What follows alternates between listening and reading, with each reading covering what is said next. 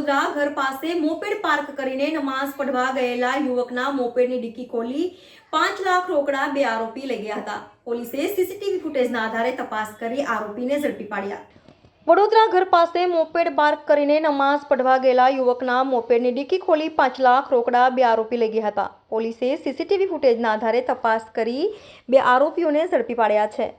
યાકુતપુરા દાઉદ શહીદ ચોકમાં રહેતા જિયાઉદ્દીન સિરાઉઝીદ્દીન સૈયદ તેના બનેવીની પાદરા જાસપુર રોડ પર આવેલી સ્ક્રેપની દુકાનમાં નોકરી કરે છે. સિટી પોલીસ સ્ટેશનમાં તેણે ફરિયાદ નોંધાવી જણાવ્યું છે કે ગઈકાલે સવારે 8:15 વાગે હું મારું મોપેડ લઈને નોકરીએ ગયો હતો. 4:15 કલાકે મારા બનેવીએ મને કહ્યું હતું કે મારે સ્ક્રેપના રૂપિયા સાદના ટોકીઝની ગલીમાં શ્રી ગણેશ નામની આંગળીયા પેઢીમાં આવેલા છે તે રૂપિયા લઈને મારા ઘરે આપી દેજો, જેથી હું મારું મોપેડ લઈને પાદરાથી વડોદરા શ્રી ગણેશ આંગળીયા પેઢી સાંજના 5 કલાકે આવ્યો હતો. મારા બનેવી સાથે વાત કરાવ્યા બાદ આંગળીયા પેઢીવાળાએ મને 8.61 લાખ રૂપિયા રોકડા આપ્યા હતા. તે રૂપિયા પ્લાસ્ટિકની થેલીમાં મૂકીને તે થેલી મોપેડની ડિક્કીમાં મૂકી હતી. ત્યારબાદ મારા અઝાનનો ટાઈમ થયો હોય અને મારે રોઝા ખોલવાના હોવાથી હું મારા બનેવીના ઘરે ગયો ન હતો અને સીધો મારા ઘરે ગયો હતો. અમારા ઘરની ગલી નાની હોય, મોપેડ મારા ઘર સુધી જતું ન હોવાથી અમારા ઘરની ગલીની આગળ પાર્ક કર્યું હતું.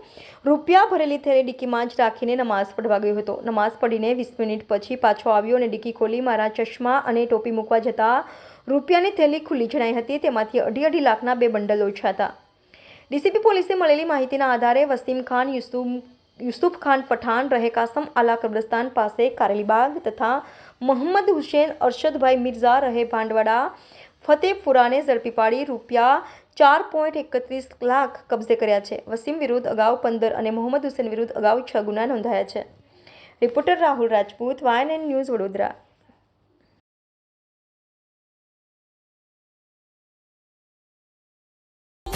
Subscribe now and press the bell icon. Never miss an update.